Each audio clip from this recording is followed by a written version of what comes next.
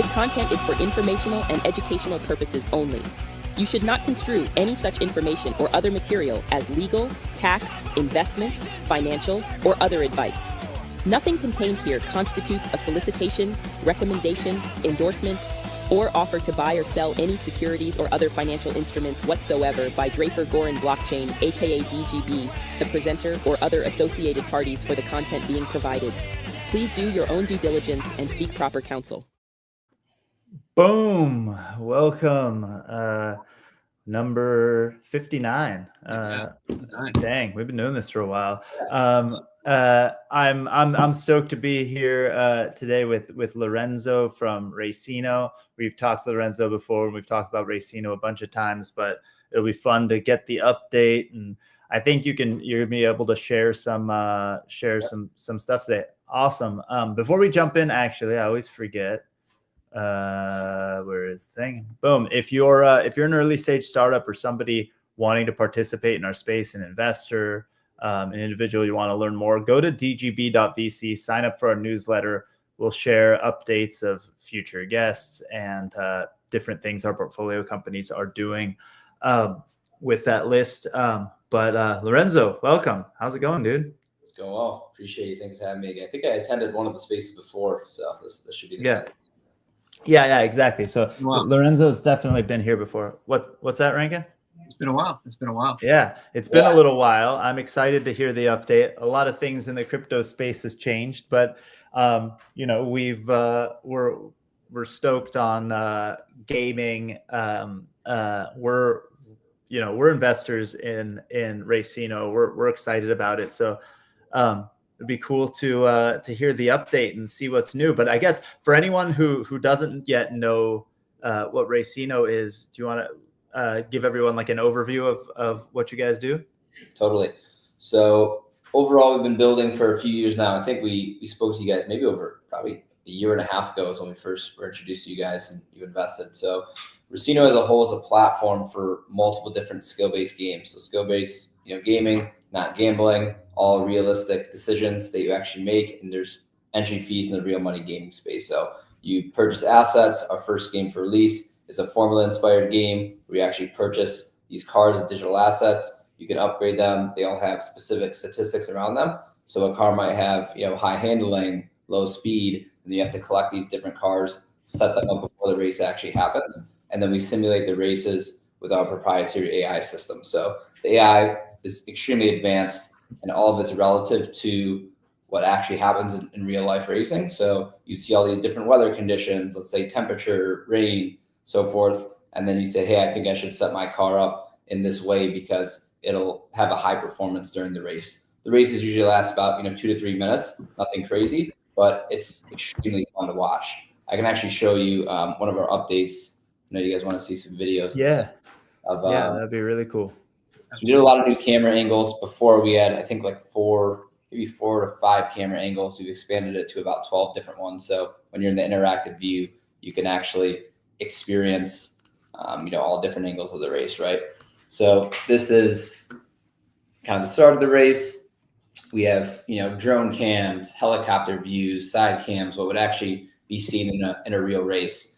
And we'll be releasing some new liveries too with some major partnerships that we're going to be announcing as well, where you can actually apply these different liveries considered skins to the cars. Yeah. So this is extremely high quality compared to what we had before. We also just came out with a new system where you can watch this on mobile. So instead of having to go onto Unity, go into an interactive experience, which was never loadable on mobile, you can now just go directly to your mobile device, go and set up your car pre-race and watch it when the race is live. So that was a huge update for us because a lot of our gamers are actually on mobile. So that was great. But as you can see, the quality's super fun to watch. And again, if you're actually in Unity, you can click on different camera angles, watch your car, watch another car, see the cockpit view, see drone angles. So this was one of the releases that we were super excited about because it makes our races a lot more intriguing to watch because you don't actually control the cars during the race. A lot of the racing games out there are manager-based games. You select tires during the race or you do pit stops. This is a few-minute race where it's more so just viewing the experience like you're watching it on TV. And we're making it to where right when they cross the finish line, which would be another big update, all the cars are somewhat aligned to have that photo finish, right? We notice that when a lot of people watch our races, before a car would finish before all the other ones are like, hey, that wasn't extremely exciting.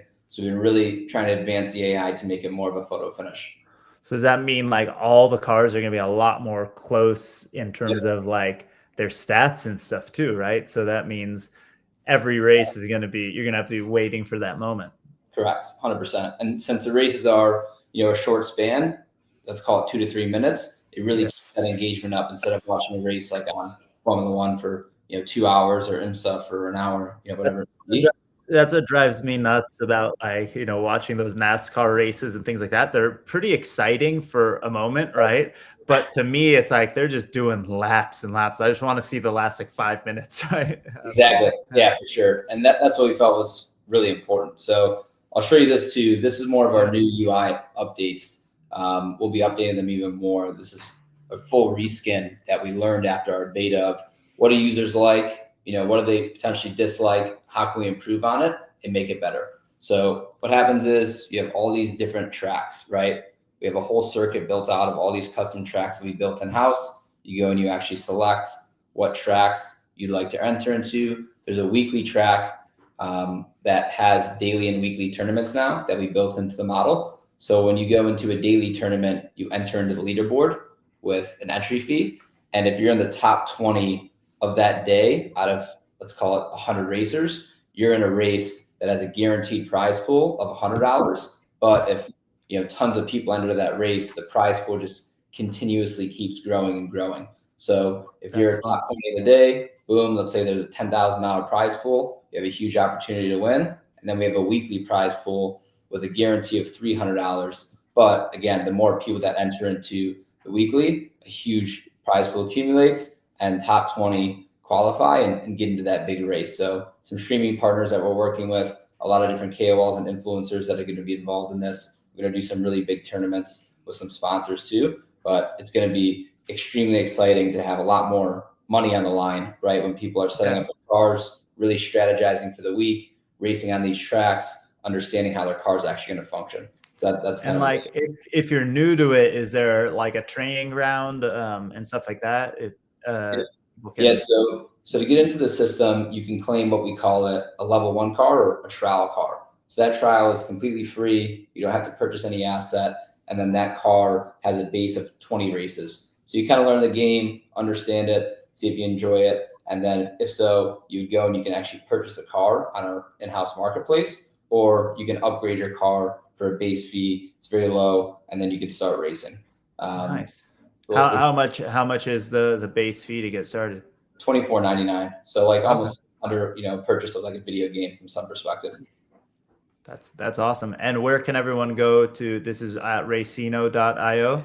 Yep, racino.io. So you'll go through and this is our new UI update. It's not out yet. We'll be developing this over the next, I'd say 2 weeks, and we'll be launching it very, very shortly. We're just in the testing phase to ensure that everything is built well for the users. This is the new screen where you actually set up your car. So once you enter into the race, you put in your entry fee. You'd say, hey, my car has certain speed, certain handling, certain braking. Let me set it up based on the conditions of the track. Same with the tires. Cool. So like the temperature being really hot in this, that would affect like your tires or something, right? Exactly. And we would say, hey, as you see like intermediate, for example, we'd say this is a suggested tire that we recommend you should select for this race to kind of guide the users for them to actually understand how to play. Let's say it was heavy rain. You'd say, oh, I should probably select wet tires. But it's dependent on your car's stats, right? So it doesn't necessarily mean that that's the best tire for your car for that specific race. We try to guide the users and give them more education. I think we didn't do as good of a job on that originally when we were developing this. And now we really started to learn that users want to be educated and guided through the process of how they should perform without giving away too much information. So now, do they have to buy additional tires in order to, apply those tires, or do they win those, or how do they get it?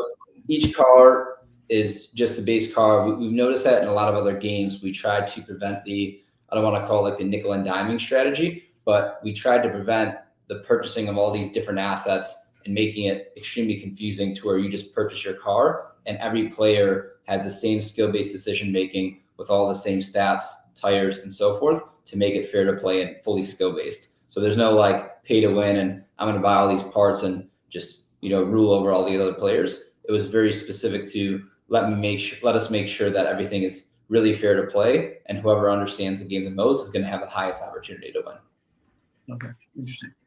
Okay. So they can't just play to win then. Right. No, yeah. Fully impossible to pay to win, fully skill based. You have to actually go. The more that you race, the more that you understand your car. Again, the more you understand the game, the higher opportunity you have to win. So the goal is for people to continuously race. We're providing feedback after every race to say, hey, this is what you've done in this specific race. This is what you could do better next time. And then we're trying to give this activity to the users to continuously build their car to make it better. Because again, there would be no utility if it's just like, hey, race, I won, fully RNG model, just put some money on and hope that you win. It's more of a, let me really strategize to be involved. And all this is relative to actual motorsport data. So our engineer built this out to where when you do select tires, you do tune your parts or your stats, you based on the conditions, right? It's actually relative to what would happen in real life. And that's why the physics of the races was so complicated for us to develop, is because the cars actually drive how they would in real life on the track based on the visuals that I showed you earlier. So cool. In regards to, so do they pay for each race that they participate in? Correct. Yeah. So there's free races, as Alon said in the beginning, like kind of that trial type phase where you can get into free races and it's free, right? You just verse AI, basically bots, and not multiplayer based, and you kind of race against them to learn your strategy. But every race is a minimum of a $5 entry fee. Something interesting that we did that we feel is, makes us pretty advantageous against all these other companies is you actually purchase an asset to get into these races. So we offer credit card purchasing and crypto purchasing. So a lot of other games say, hey, transfer your token, use that token as the entry fee. It's extremely difficult for a casual gamer that has no familiarity with, let's call it crypto or Web3. In our platform, you can sign up with an email, purchase with a credit card, get into a race. We distribute USDC directly into their in-game wallet, which we've white labeled from another platform. And then those funds are now saying, hey, user, you're never been involved in crypto. Now you kind of have to figure out what to do with it. So that's how we're trying to convert the non-crypto gamers. But again, you can still do everything with crypto, transfer USDC directly into your wallet, purchase with crypto if you desire. But we're trying to bridge the gap and really make it easy for anyone that wants to hop in here and enjoy it. And for the new people who are hesitant about spending money before they try it, is there like a demo version for them to try a race to see what a race is like before they start? Well, yeah, that's what we were just talking about. The trial car you get, that's free. Exactly. So the trial car is free. It comes with, it's very base. We made it to where it's gray. There's no like livery or skin on it, to where it makes them say, hey, I really want to have a livery. I really want to be involved in this game more. So that's what we did. It's basically a free car, but it has a base amount of races. And it's not a digital asset, meaning you can't actually sell it. It's more of a trial, and it actually keeps our supply extremely low and more valuable to the people that hold those assets. And then they'll buy the racing car, and then that gets them into the system of actually paying the race. Exactly. Correct. Yep. And then if you decide to stop playing, or if you decide to want to trade up or do whatever, get a new car, you can then put your car in the marketplace, right? And you can sell it. Yeah, and if you've raced, we've had people racing hundreds of times, and that car technically holds value even if you don't race anymore, right? You could sell it and say, hey, my car is extremely beneficial on this track. You should purchase it because you have a higher opportunity than a fresh car that you just upgrade with that has no data. So that's where the strategy comes into play, and we're really making the data extremely simple for people to come in if they're not knowledgeable, to say, hey, this is what you've done over your history. Understand it very simply instead of all these different data points that confuses users in these other games that are just, in our opinion, too difficult to understand. Are there any Bored Ape wrapped cars up there? Not yet, but we have a Alon's Ape that we've tested. We've actually built out the skeleton of the 3D models of the apes. So those can actually be drivers in the cars if we decide to, but happy to create any type of liveries for any brands that are interested in it. We're talking to, I'll actually show something that is some alpha, which is really sick that we're doing right now. I heard there's a fairly rare DGB skin out there. There is. There is. Yeah. So this is kind of what we're doing for all the different brands that we're partnering with, which is unbelievable, and they all get extremely excited. There's no fee. You say, hey, we'd love to partner with your community, onboard your existing community to this, and we can do this in under a day for any existing brand. So this is KGen, one of our partners, one of the largest gaming communities in India. I'm sure you guys are familiar with them. They have a huge community, and we said, hey, we'd love to partner with you guys. Let us build this out for you. So anyone that's involved, they get a helmet, a custom race suit for their avatar, and then also a custom livery for their car. And now we have teams in game, which would say, hey, I'm on racing for KGen or I'm racing for DGB, and everyone creates this competitive nature and gets super excited. So that always really excites everyone. I'm not sure if it's true, but I heard that if you wear the DGB skin, you win every race. I heard, I might have heard that. I can't approve it, but I've heard that DGB has a very good team behind them. That's right. Especially if you use Punk Ape Strong as your avatar, which I don't know if that's even possible yet, but I'm just look. We're definitely looking into it. I've got the 3D files. I sent you the 3D files actually. You did. Let me see if I can pull up some other outfits. That'd be funny. No, but that's the beauty of this thing, and I know that's tying it to something that's outside of it, but that's part of why it's cool to be able to own and participate in communities where you own your IP, right? If a game is receptive to it or open to it, they don't necessarily have to partner with the company or with a group. You can just port your stuff in directly, right? That's correct. And that's pretty rad. But that's going to be really fun to start seeing all that new IP coming into your guys' community. There's your Punk Ape Strong right there. Oh, dang. See, his head is so hard, he doesn't even need a helmet. Yeah, exactly. So this is it's taken us a while to like properly fit everything, right? These different assets and avatars in the cars, but we did it, and it's definitely accomplishable now, and it's going to be really sick. Rad. Actually driving game with him. Yeah, with his rad glasses, or the glasses that he wears are called the trait is called scumbag glasses, which I always thought was pretty funny. I didn't know that at first. I was like, oh man, that dude looks like me. I need to have him. And then I bought glasses to match, and then I looked it up one day, and the trait was scumbag. Oh my gosh, I'm gonna see if I can find this one. It's all sweet. This shows an actual view of the glasses too. Let me pull this one up for you. Yeah, you can see it right there. Oh, here, let me bring it on screen. Nice. Oh yeah, they're that's legit right there. Holy crap, that's awesome. So that'll be definitely a new feature that we're exploring for people to actually upload their assets into the system and use them in game. But it's really fun to see different characters, I would say, instead of just a base driver. It creates that. In Call of Duty, when they go and do the 21 Savage and you can play as him or whatever it is, it really creates that fun environment instead of everyone looking the same. So definitely something we've been exploring and looking into more. Very cool. That's so cool. Yeah, there's you got to the next thing, if people are allowed to upload their apes or whatever, the next thing would be to get the background color into that thing instead of the pink background on Racino. It'd be cool if it had his aquamarine color in the background. Would be pretty sick. Just throw it out there. I gotta send it over to the team. That's badass. I like that a lot. We've been doing some really cool things too. I know we showed you guys before. The marble racing, which is huge. Yeah. I want to see that. So we built a procedural modeling tool for the tracks, which took us an insane amount of time. And now we can actually create these tracks in, seconds to minutes, sizes, different assets. Once we actually create the asset, right, we can actually place it in different, like this is in New York City, right? We can go and place these in snowy places, sandy places, and we're building all these different components. And then again, all of our physics models are already structured to this specific structures. So now we can create all these unbelievable tracks with all these different brands and all these different places. Once we release the marble game, you'll see how detailed it is. Again, whoa, that's crazy. It looks crazy realistic.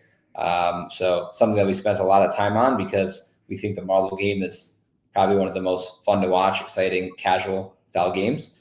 So as you can see, it's super, super duper high quality, and all these different people have been like, you have to release this now, or like, give us some time. We're still in development. You know what's crazy is if you tell the average person who's never watched it or seen it that like get a group of people together on a live stream Yes. and play a marble run game, they would look at you and they'd be like, you're fucking insane. Like you're just nuts. Like that's not cool. It doesn't sound interesting or fun at all. And then you do it and you watch it and you have the little line above it with your name. So you're watching who's what. It is super fun, and people start, going nuts, and it's so fun to watch. Yeah. And this is our partner, Yellow's Marble Runs and Marbula One. They're incredible, great company. And the goal is very simple, right? Collect your marbles. Surprisingly, these marbles in real life do have certain stats, different mass, things that you can think will happen. And we can make it with certain conditions, right? Snow, sand, rain, whatever you could think of. And you set up your marble, you say, hey, I'm going to enter this marble into this track because I think it's beneficial for that track. Boom, enter, simulates you on crypto, and it's a great experience.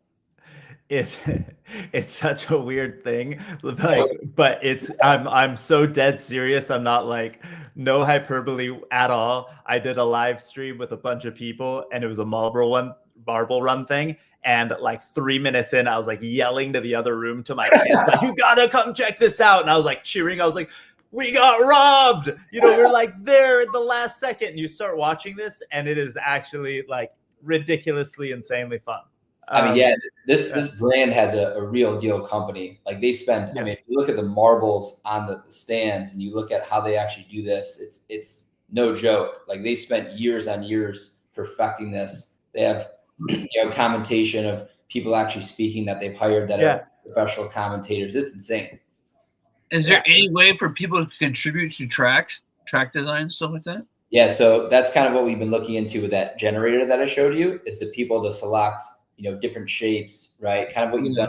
Hot Wheels does something similar to build their tracks, which is what we've emulated it off of.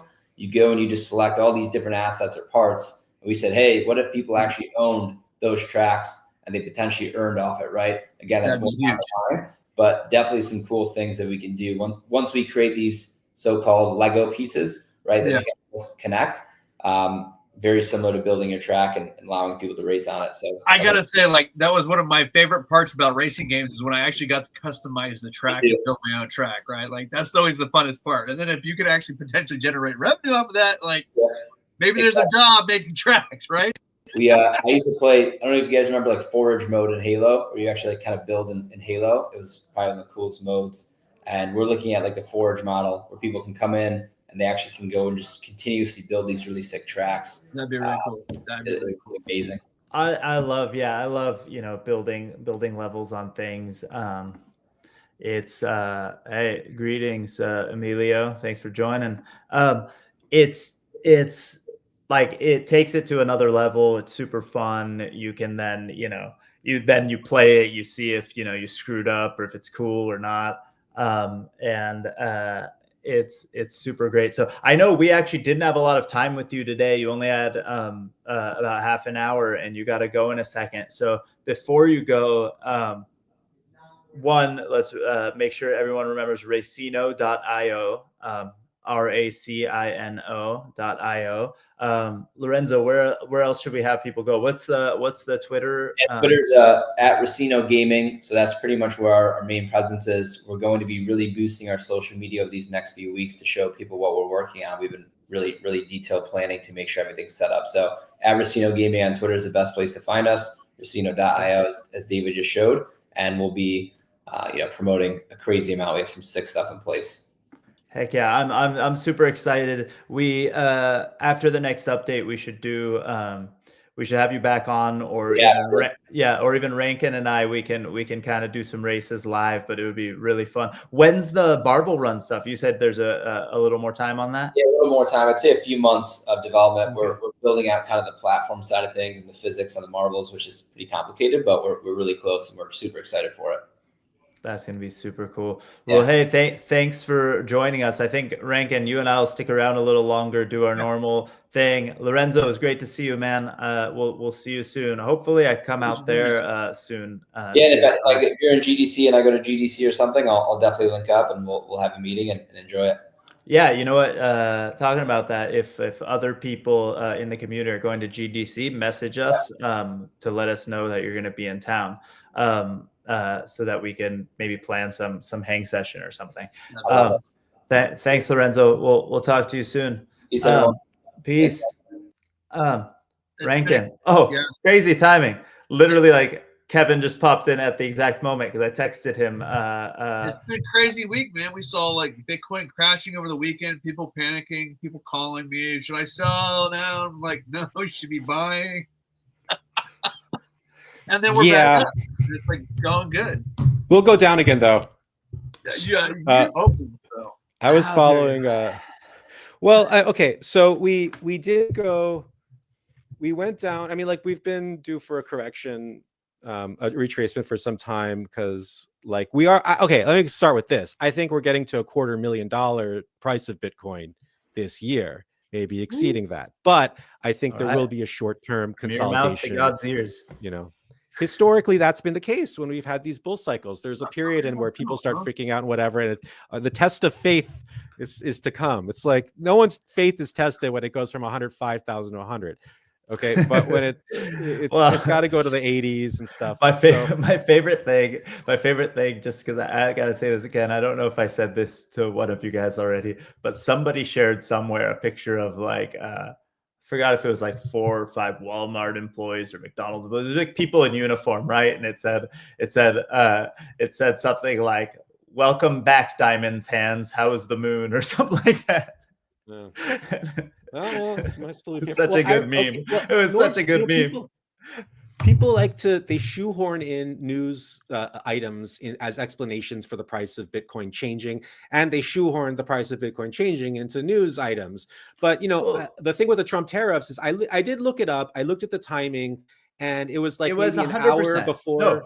It was the tariffs 100% had to do with it. And here's the thing is people looked at it going like, oh my gosh, but it was exactly what you want the most liquid market to be. The argument against crypto and Bitcoin a few years ago was like, it's bullshit. It's fake. There's actually no real liquidity. You can't get your money out. Money goes in, nothing comes out.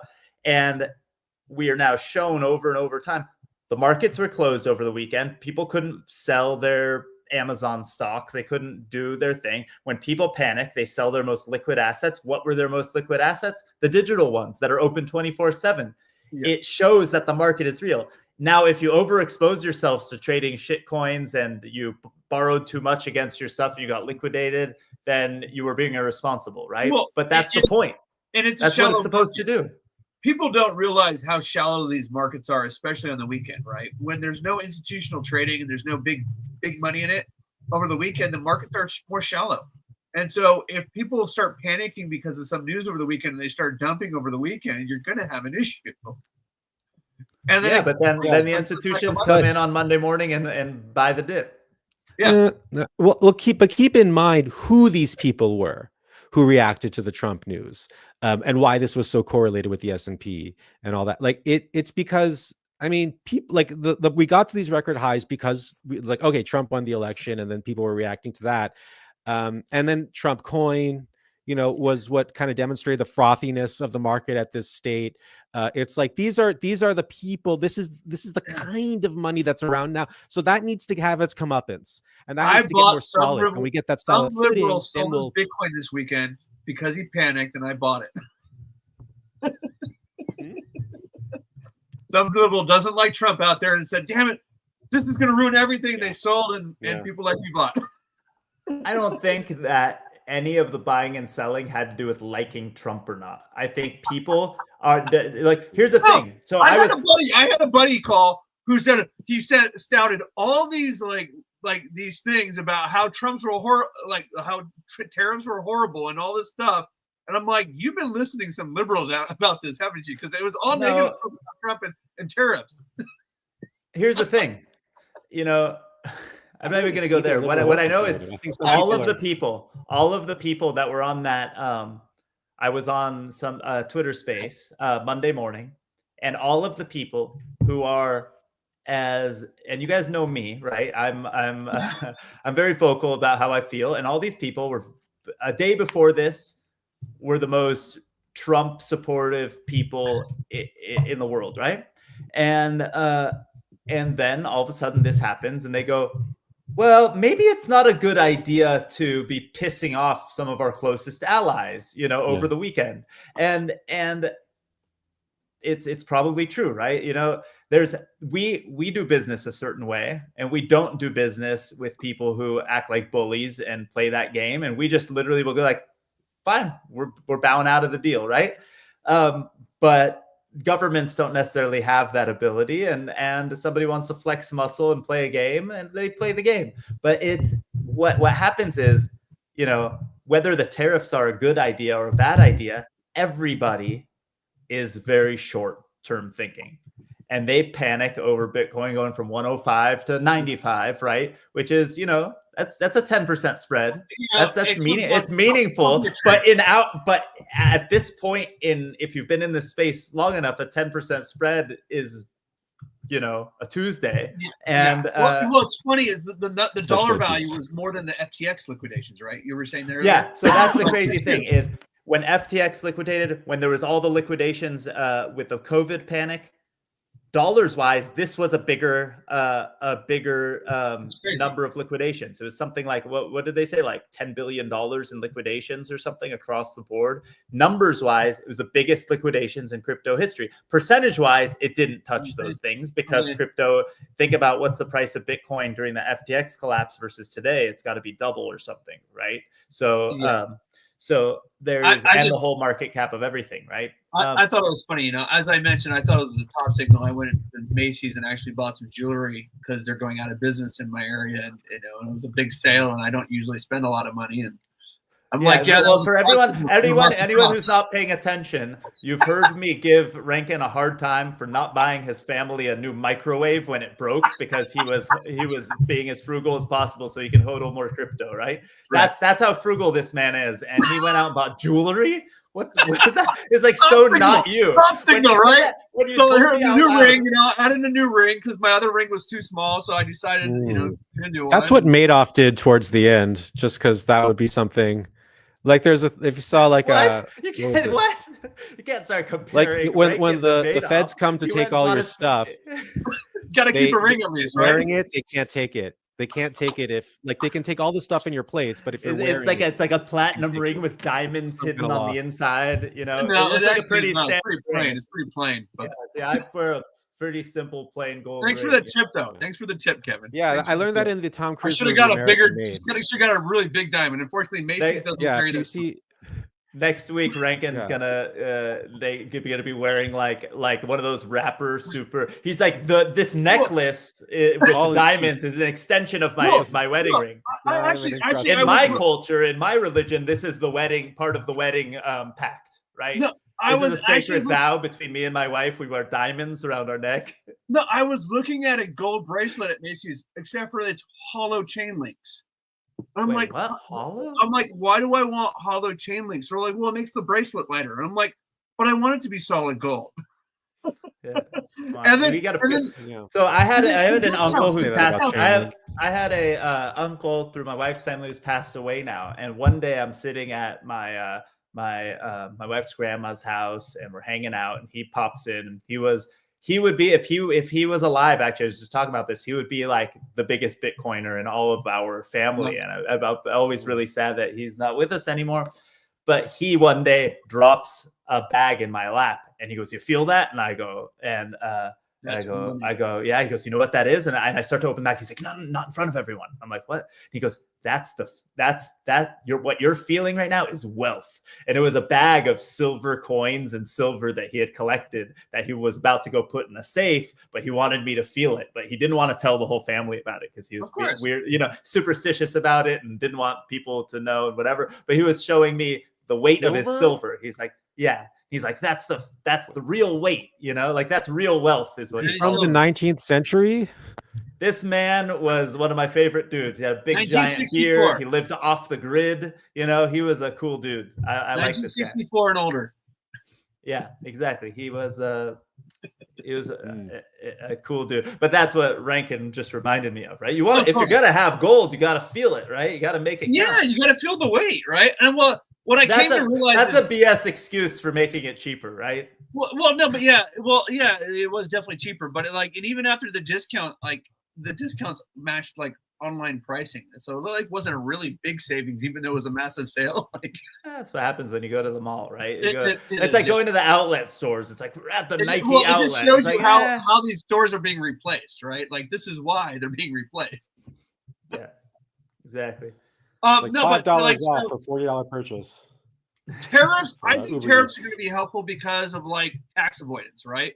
A lot of countries have been doing tax avoidance by assembling materials or packages, of finished goods in other countries where they can avoid, income or taxable revenue, and then import into the U.S., where then they actually sell the product and good and service.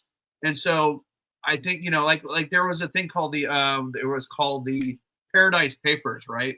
Where it revealed some information of corporate companies Panama doing Papers? this. Yeah, Paradise Papers, as far as I understand.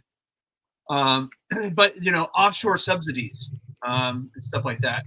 Well, that's always been a common thing, right? If you bring in raw materials from other countries and you assemble them in America, you get certain tax breaks and you don't pay taxes as if it's a finished good coming from another country. And so Nike did funny things where they shipped like containers of left feet and containers of right feet, and then they put them in the boxes in America, and that counted as assembling them so they could avoid certain international tax laws and things like that. Yeah. They could get tax breaks for manufacturing in America because it was assembled in the USA. That's why you'll see on some products that you buy, it'll say like, made in China, made in Portugal, assembled in America, or manufactured, like they do everything they can to get those things going, right? So so but that's nothing new. No, I don't but think I this is have going to like last. Though. He's addressing some of these issues, I think, because it will bring those jobs back to the U.S. and then we get more benefits from jobs and partially, but I think it's going to be like he's anchoring, right, for everyone on the global stage, and he's like, look, like his idea is like, okay, I want to set into everyone's mind that I am possibly crazier than they think, that like this stuff that they think I'm going to be bluffing on, that I'm really not bluffing, and they're going to consider that in their private meetings. And then when I ask for something that they would otherwise never consider, they're like, well, what's worse, the craziest thing in the world happening, which is totally real, possible now, or the sacrifice we didn't really want to make, but we actually can? And that's the start of the deal. That's what he's going to, that's the whole, that's how he got all his, that's how he got Pete Hegseth or whatever the hell. Yeah. No, like all of his nominees that he wanted. It's like, well, we'll put Matt Gates as my first nominee. For you make the bar high. Matt Gates, Attorney General. Yeah. Negotiate George high. Santos for truth teller in chief. Look, so one of my favorite negotiation things, and I don't necessarily, I don't think Trump does this, right? But one of the best things you should do when negotiating, right? One, if you want to be a fair negotiator, in advance, you go, okay, what would be a fair deal? And then you always give the other side a little more, because then you always feel good about yourself and what you've done and whatever. But I'm a big fan of negotiating hard. If you believe that you're bringing something to the table, you should ask for it, right?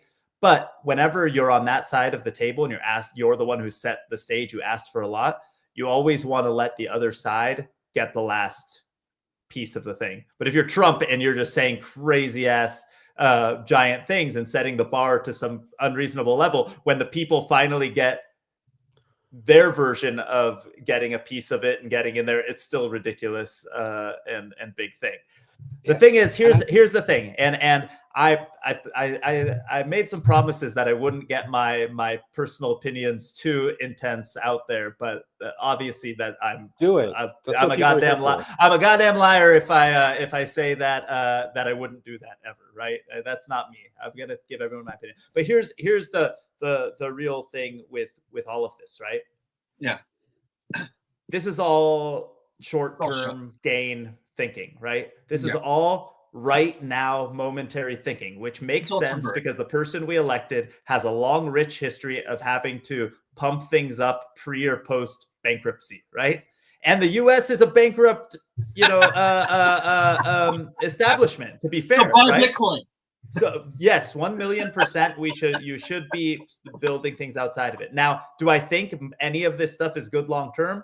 I have no idea. I'd be lying if I said I did, but I can assume it's not going to be because we don't have anybody running the country who's ever done something that's been extremely valuable long term, right? And you can see the short term thinking with things like the Trump token and all this stupid stuff. But at the end of the day, like, I know a lot of my friends would be mad at me, but like, is our country and all of the things that it supports a bloated bureaucracy supporting other bloated bureaucracies? 1,000,000%. So shit's gonna break. We should all get a little popcorn out and celebrate, even if it's shit we don't like, because at the end of the day, hopefully we get versions of those things that we like that are actually better and more efficient. Because I believe as a country, there's more than enough money and we pay more than enough in taxes to make sure every single one of us has health insurance, right? We don't have that. It's not a matter of charging us more taxes like some of my friends want. If we charge more taxes, they just find ways to waste more money, right? So how do we actually fix the problem? Is Elon Musk going to fix it? I don't fucking know. I doubt it. He's just going to cause so much chaos.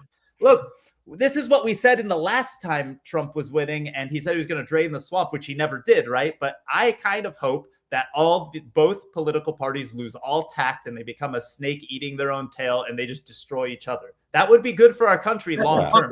Short term. So, I mean, we talked before about which is why we should buy more Bitcoin, take care of our families. Well, hold on. And the Nobel Prize-winning economist, Nobel Prize-winning economist Eugene Fama apparently has said that in the next 10 years, Bitcoin is going to zero.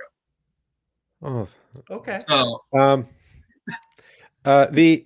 Did you know that? Like, I just heard something policy, the other day, though. And then Kevin, wait, before you go, Kevin, I just heard something the other day. Did you know that the only person to not show up to pick up their Nobel Prize is Bob Dylan? He received a Nobel Prize and just didn't show up to the ceremony.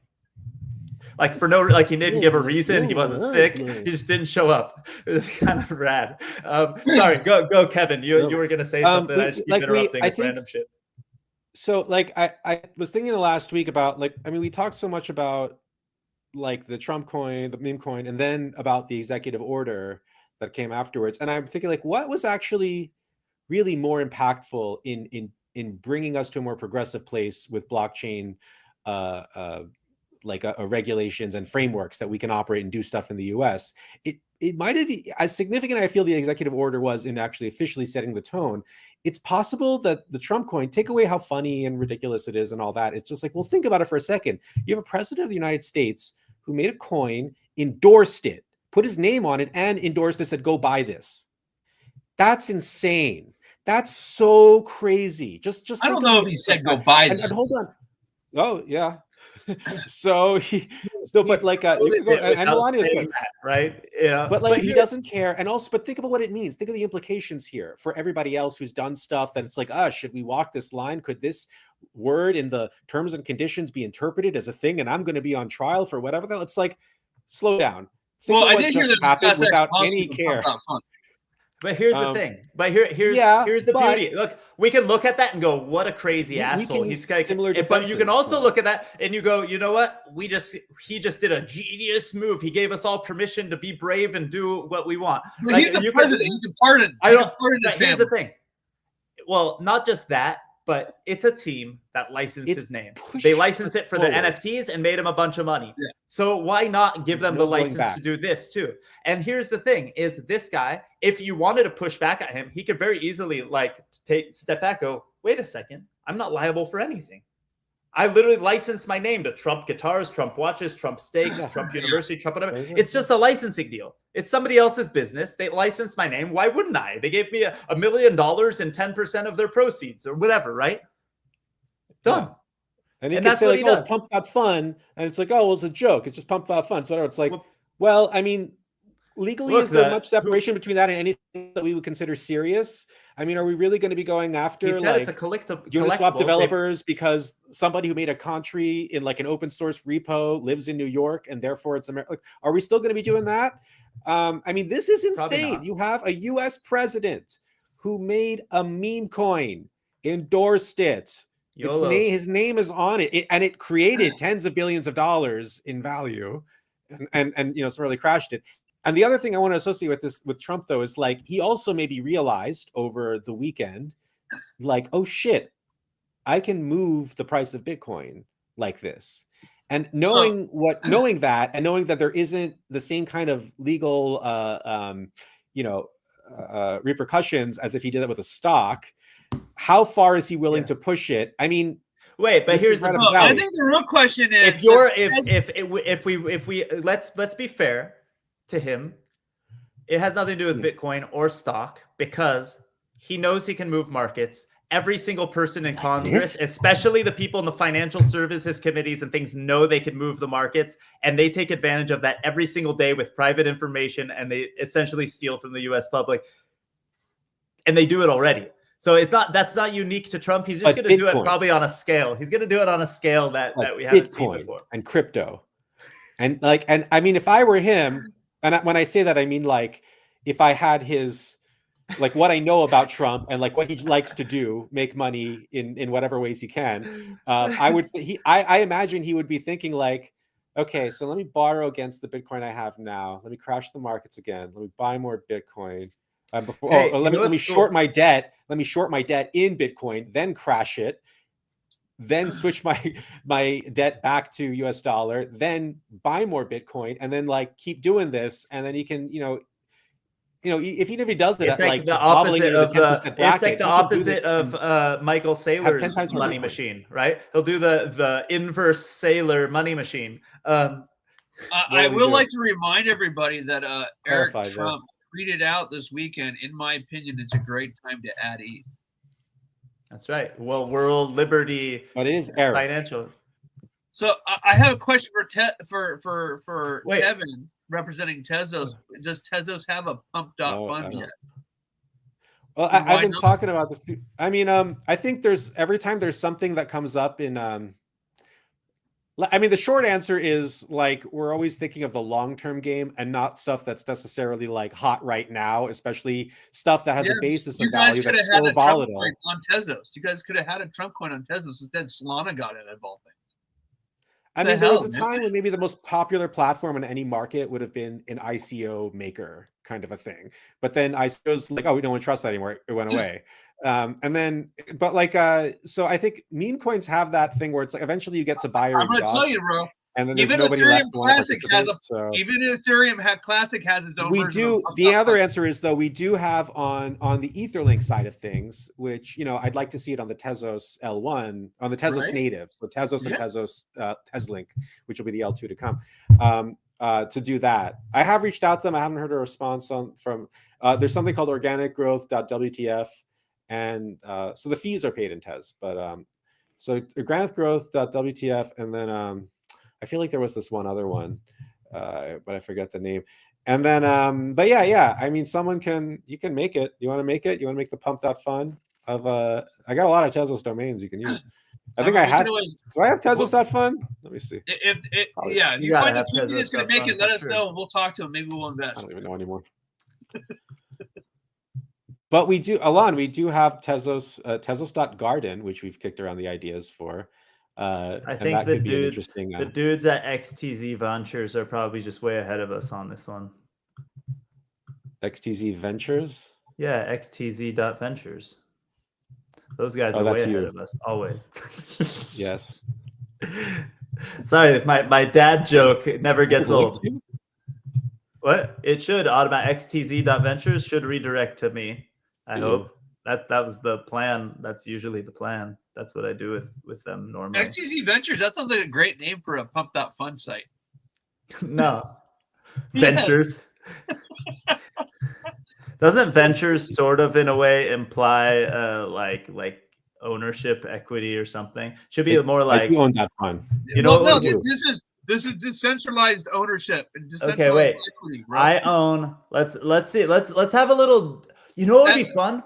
Let's do an episode of this. I don't know. I think next week we have somebody, but between Kevin, you, Rankin, and me, let's have like a pitch ideas based on just domain names, and it could be a total joke. Like you give me a domain name and I pitch what company should be built on it, and we play some games like that. But also open it up to people pitching us ideas that they could build on our domain names, and maybe we come up with something. We create new companies out of it. Because hold on, how about this? I've got I some do good own ones. Tesla. Like I do own. I know, that's what I'm saying. Like, it would be Tezos.fun. really funny to be like a community. It could be a game, but it could be something real. So, okay, go, Kevin. Would you back a pump.fun on Tezos called Tezos.fun or anything else? Like if just to like as if we had a team, if there was a team that for sure, if there was a would do it. If I got the cost assessment, I figure out which developers would be doing it. I put the stuff. If it's like probably if we can do. I'm not going to give numbers out live here, but okay. we can privately talk about it. Privately, send me the number you would be willing to put down for that, and then I can send it off to. And here's but like. Yes, because I own. Hold on, I'm looking at the different Tez domains. By the way, we talk about I own tezfunder.com. That's one of the ones I own. Tesla needs to do something to get more liquidity over there, even if it's fake liquidity, like Solana. Right. Look, I've got. Well, I think and I would say there's really there's a couple things that go into that. It's a good thing you bring up, but I think mainly. I realize like the one thing that's like really missing, because we have all this other stuff, but like a place to track APRs legitimately, see them in a list, see, oh, here's a pool that's doing really well. Hey, there you know what? liquidity in this. You know what I tried to get people throw that out. So do you remember I started building it myself, but I wasn't technically good enough to do it, and I tried to open it up to the community at one point. I don't know if it's expired. I think I still own Assets. But with the S instead is with TZ. I own assets.com or .io or something, and I tried to make that kind of like a DBank or a Zapier or Xerion for Tezos, where you can on one home screen see all of your assets and all of your everything everywhere on Tezos. Well, so that brings up a good point, Kevin. So that is one of the things that is probably good about these pumped out funds and stuff like that, right? Is eventually there's liquidity that's pooled together that traps that liquidity in these various liquidity pools, right? And so it's actually building value and building liquidity, even though it's against a shit coin or something like that, like a meme coin. You still got Sol on pumped out fund that's locked up against some meme coin. And so if we have Tezos, all of a sudden you're going to have Tezos locked up against other coins. Yeah. It may I not mean, it's matter. effectively a lot of it is. I mean, the value goes down of like these meme coins eventually. That's how. Yeah, eventually. But the thing is, you're locking up that value of Tezos in this protocol that are now moving liquidity over there, and it's going to build some value because some of them are going to hold up. Some of them are going to hold. Yeah, but people will deplete the Sol out of the. But the Sol gets depleted as people are just selling their meme coin that's worthless, and then it goes to zero.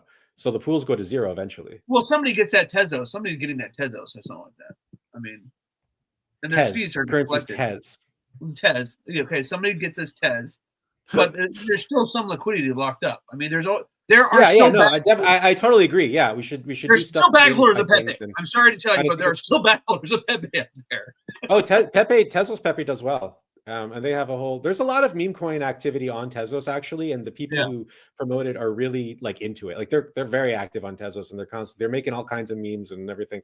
And I think if we had people used to use Crunchy.network for that purpose, I don't think. What are they using right now to make their meme coins on Tezos? I mean, that's what I'm saying. Like we should have the person who was running that. Like he went. I think he's over primarily doing stuff on Celestia now. I believe. But he still operates the Crunchy setter. But we should have something that's thematically designed for this. Because like if you go to pump.fun, it's not just that like, you can make a pool out of anything and make a random coin. It's like, but it's designed for that kind of environment and experience. And I think that's more important because it makes you really want to participate, as opposed to if it were just kind of a flat, static platform. It's like, well, it's not really engaging. I'm not having pump.fun. I'm having pump. Tezos Fart. needs to find a way to keep its Pumped up boring. rather than having them going off to other platforms and stuff like that. Yeah, right. Yeah, and I think so. I think part of the thing that I've been really assessing is so Etherlink itself. The role of it to me, it's three. The value of it is in three things. Etherlink, the layer 2 that's EVM compatible, that resolves to Tezos, not Ethereum, and gives all this benefit. It's good for people who like you have your app built on for EVM, and 10 times more many people would do, and then you don't have to rebuild it to take all advantage of Tezos base layer if you care about its decentralization and its ethos and all that stuff. Even if you want to do that, here's a good stopgap measure, or you can just keep operating. That's Etherlink. So you can go and do that. It's good for if you have assets on Tezos that do well in the Tezos economy, but it's like, well, let me open this up to people who maybe aren't directly exposed that are in these EVM networks. And I think it's appropriate for that. And then you can bridge it over there. And then it's sort of like this Tezos place, but like your asset is rooted, its provenance in Tezos native. And then the third thing, which is something I think has been very unspoken, but something I've noticed over time is when it comes to like branding and also just just in general, we see a lot of experimentation on that front, kind of experimentation, which maybe we held Tezos brand alone so reverend and preserved that maybe we weren't necessarily willing to do there, but we'll try it on Etherlink. And then it's like, hey, this is pretty good. We could do this on Tezos too. So I think that level of variety helps as well. I'm really excited about the Michelson-based L2 that's coming. That's Tezlink. Which should hopefully be this year. There's also Justice, which is the JavaScript L2 that's coming.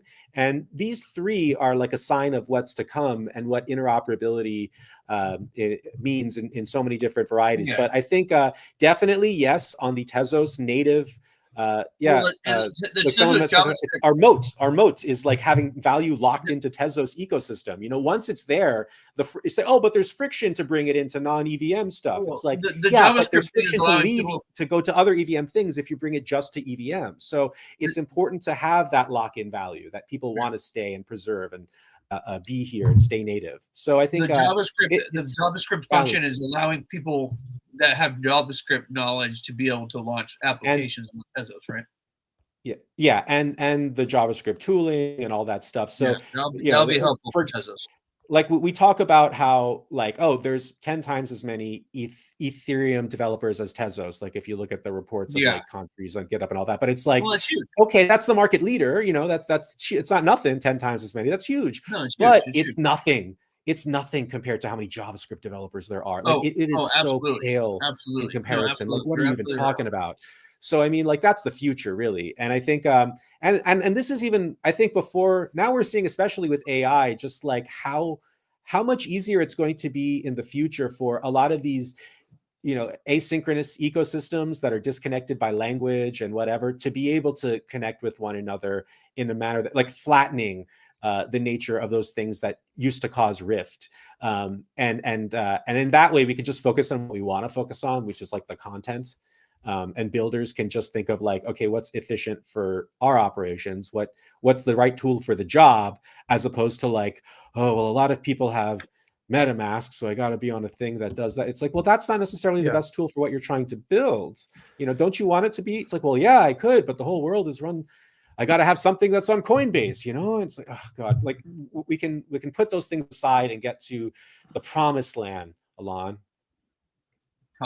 Promised land. Blockchain. We're in the promised land. We are in the promised land because of Trump. The promised land is a mindset. No. Oh. You're alive today. How many times did you vote for Trump? None times. Oh. So you voted in person, and then you also sent in the mail-in ballot. They catch that.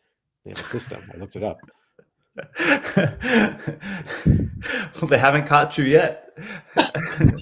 A lot of people have been asking me like, oh, so do you like Trump now because he's all like good for crypto and everything? You like Trump now?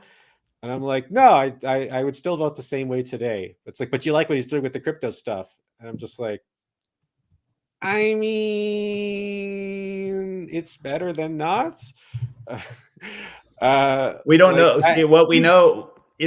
What we know is that executive orders have been done that are primarily seem pretty good for the space, but nothing has been. David just trolling us now. But here's the thing: is no rules have been written. Oh, what is that? No rules have been written. We don't know what's been done, and I would have guaranteed that Congress and the Senate and everyone who will be writing the rules, like the SEC, will have been pro crypto no matter what right now. I'm happy that things are moving in our direction. They would have been anyway, but I think we're doing a lot of short-term gains. I hope we do the right thing long-term, because I think we are set up to do the good thing long-term if we want, but we're not built that way, right? As a country or even as people. There's a few of us who are super long on this show. Let's do it. Okay, I can. I'll. What? Go to your Illuminati. Go to your Illuminati, which we all know you have, and you're a part of, and you're the caretaker of it. Well, man, I want to make so many inappropriate jokes that we're not going to make. I could try to get Kevin Kiley to come on our show. I'll message him. I'll message Tom Emmer again and try to get him back, because we've had him in the past. I've had him at our events and stuff. And let's get some people to tell us what they're doing long term for the space. But there's a lot of short-term things let's get some people. Make a list of people we should reach out to. Let's do it. And anyone watching, please let us know who you think we should have on, and let's try to make things happen. We've had in our previous years and stuff, it was impossible to get SEC people to in-person events because you had to do it when they were in the towns where their offices are and at the right time of year and stuff like that, because they will not travel to events because they won't pay. The government won't pay for it, and they won't allow you to pay for them because it's like could be considered a bribe or whatever. And so, but we had over virtual times, over COVID and stuff like that, we had Hester Pierce participated in our live streams and things like that. So Emilio mentioned that there's a Capitol Hill crypto meeting today. I'll have to look that one up. That'd be interesting to see. I'm very interested to see what happens, because even if they agree on something, right? It takes sometimes years when there's obstacles in the way. This should be much faster though. It takes a lot of time for rules actually to get written, right? We know the SEC are working on more favorable rules. They already discussed that. We know that there is a committee and stuff that Cynthia Loomis is leading to actually write rules and things like that. And that's going to take time. That's going to be really exciting. In the short term, we're going to have all sorts of fun pumping and volatility. And so it's going to be great. Okay, guys, we gotta wrap it up. Or I've got to wrap it up. If you guys want to keep talking about the crypto meeting on Capitol Hill, I'll drop. But guys, it was great to see you. We should do it again. Wait, next week, do we have somebody that's going to be on, right? Rankin? Yeah, we have somebody, I think, scheduled for the next couple of weeks. Who's it going to be? Next week, let me go to, hold on, let me go check out my calendar real quick. The show schedule coming up is, I have to confirm it with them, but I'm going to try to have one of our newest portfolio companies, Thurman Labs. Oh, Thurman, that'll be great. Okay, cool. What do they do? They do B2B DeFi loans to small businesses, specifically small businesses that need money to hire people to do their work and stuff like that. Not micro loans per se, because they're US based, but small loans, B2B to businesses, but in DeFi. Really, really cool. So people will be allowed to participate. Yeah. So on the back end, you could participate in small business loans and stuff. It's so they can borrow from TezFin and then supply for the for the small businesses. See, so we got to figure that out. Tezos.finance. Yeah, go to Tezos.finance. Go to follow Kevin at K Marabi. You got me and Rankin down below our names too, but you can follow us at DGB Ventures and all that fun stuff. If you're an early stage company or an investor, you want to get in the space, you're trying to learn more about it, go to dgb.vc. We have our new website coming soon. I'll update everyone when that happens. But in the meantime, sign up to the newsletter there. Guys, thank you for joining. I will see you both soon.